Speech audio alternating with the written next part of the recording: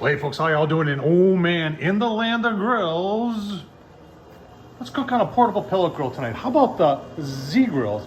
This is the Zgrills, I think this is called the Tailgater. And we're got so many of them, I can't keep track of all the names. But we're gonna sear some steak, yeah, on a portable pellet grill, cast iron seared steak on a portable pellet grill, folks.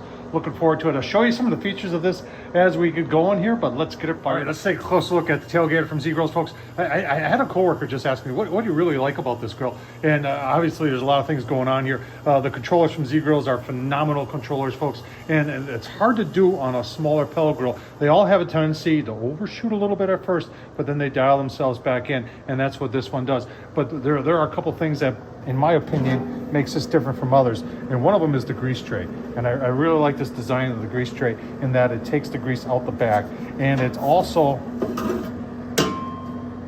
see that double walled, and you can see right there we got pellets going on there, and we're getting close to getting some fire, getting a little smoke, and then you see how that cooks back there.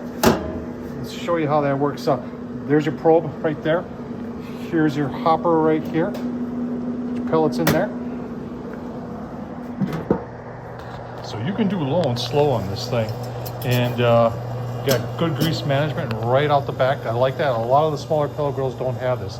I like the way that works. So, but I tell you what, we're going to take that grease tray off. Actually, we're going to put the grate back on, and then cast iron on top of it, and we're going to show you how hot you can get cast iron on a little pellet grill like this and sear some steak on it. Oh man, it's going to be good. So if I had any criticism of this pellet grill, is they put the hot rod on a little bit too far away from the auger. You can see that red thing down there, and the pellets don't necessarily land right on it. Sometimes I'll just take a half a handful and put it right on top before I start, and that gets her going real good. Or if they would have put it on the other side, the way the auger takes them out, it more or less takes them out on the other side. So that's my only criticism. Other than that, we're just about ready for fire here, and give you a look-see. In fact, oh come on command here, fire.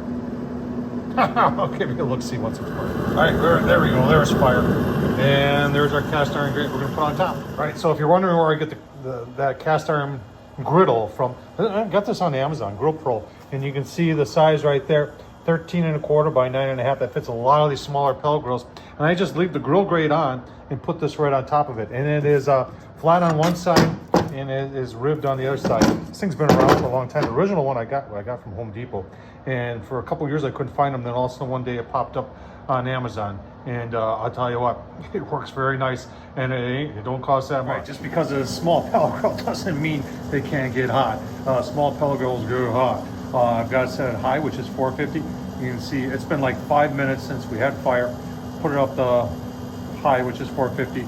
We'll see how high it actually goes. Well, folks, while we're waiting here, the only thing good that came out of COVID, in my opinion, was chuck eye steak. Because before that, I never touched it. I've seen them once in a while. It's chuck. It can't be that good a steak. And then when meat got short or very, very, very expensive, all of a sudden I said, well, try this stuff. This is now my favorite cut. Chuck eye steaks, folks, and then I've got some Montreal Seasoning. Going back to the basics, everybody's using it. If you haven't used it, what are you waiting for? Let's get her on the grill. You know, we talk about PIDs, like 2 minutes later, it was just shooting up like crazy, and I figured, oh, this thing's gonna really overshoot. Here it is at 450. Holding strong. Let's see how much further higher it goes. All right, you wanna see a flame? There it is, right there. Since the grease tray is not in there, you can see right down to the burn pot. That's pretty cool. Well, that same hole, I just put 2 magnets over it, and let's see if that makes a difference in temp. All right, so the PID on this grill, 450. That's what it's doing. I blocked up that hole in the back with those 2 magnets. Didn't really make a difference. The PID just compensated for it, and that's what's great about it. I'm getting ready to put those steaks on, but I want to take a look at the griddle temperature first. Let's take a look at the griddle temperature.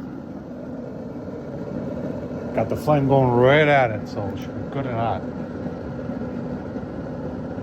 500s. Oh man, let's get some steak on. All right, we're ready here. It's on a portable pellet grill. That's crazy. Keep on going. You know what's amazing is the PID on this thing holds pretty dang steady. 455. Let's give her a flip. All right, let's give it a flip.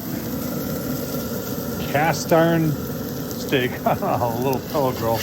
Oh, schmooly. Look at that.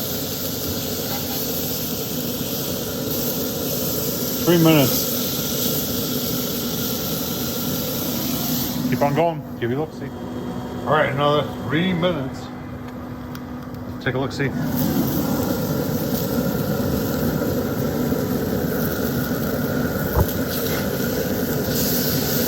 Oh, man.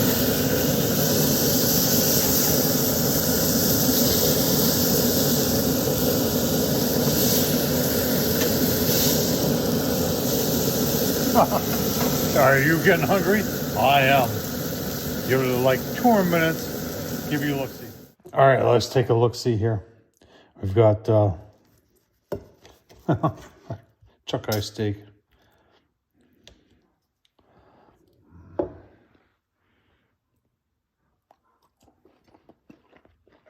Oh man. All right, there it is. Take a look at that. Very, very, very nice. On a portable pellet grill from Zgrills. Tom Horsman on YouTube. Thumbs up, leave a comment, and as always, thanks for watching.